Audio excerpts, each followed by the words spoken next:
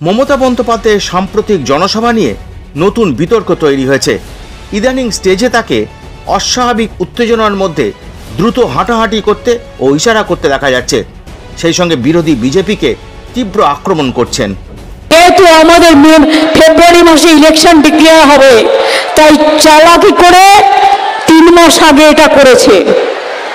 এটা অমিত শাহ করেছে, home minister, যাতে আইদার ইলেকশন বন্ধ করো, এসআইআর না মানলে গভর্নমেন্ট ফেলে দাও, আর তা না হলে এসআইআর করবাও।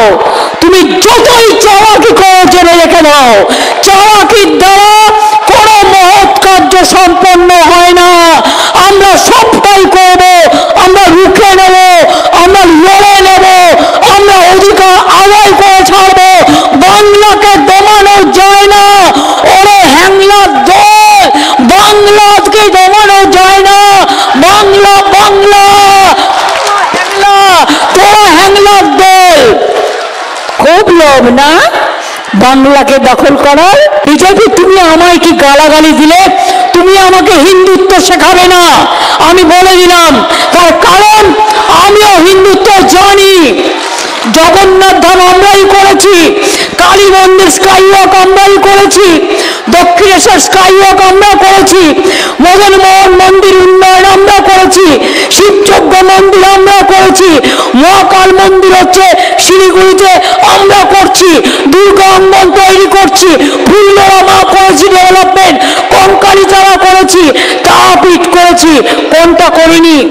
তোমরা কি করেছো? এক চোখা আর এক পক্ষ। তোমরা কি করেছো? আমরা তো একবারও বলিনি যে তুমি স্পেশাল ডিভিশন করবে না, আমরা তো একবারও বলিনি তুমি সেন্সাস করবে না। তার জন্য সময় লাগে। ইলেকশনের সময় এত বড় ক্ষুধা, এত কিসের ক্ষুধা?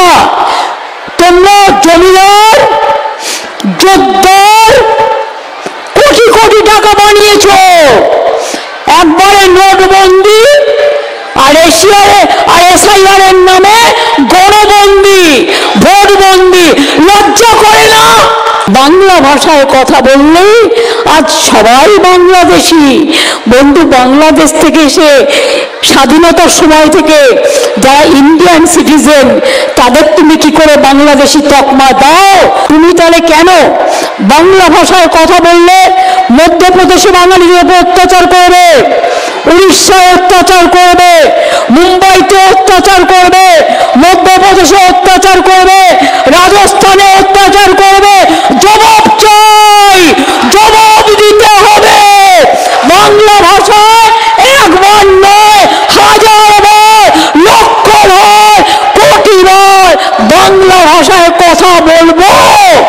তাকে তুমি পারলে আমার গলাটা কেটে দিও, কিন্তু আমাকে এই ভাষা থেকে দূরে সরাতে পারবে না। তার এই বক্তব্য ঘিরে রাজনৈতিক মহলে প্রশ্ন উঠেছে, একজন মুখ্যমন্ত্রীর ভাষা হিসেবে এটা কতটা গ্রহণযোগ্য? রাজনৈতিক মহলের দাবি, এসআইআর হওয়ার ফলে ভোটার তালিকা স্বচ্ছ হওয়ার পর 2026-এর নির্বাচনের সমীকরণ বদলে যেতে পারে, ক্ষমতা হারাতে পারেন মমতা বন্দ্যোপাধ্যায়। এই সম্ভাবনার কথা আশঙ্কা করেই অস্বাভাবিক চাপে রয়েছেন তিনি।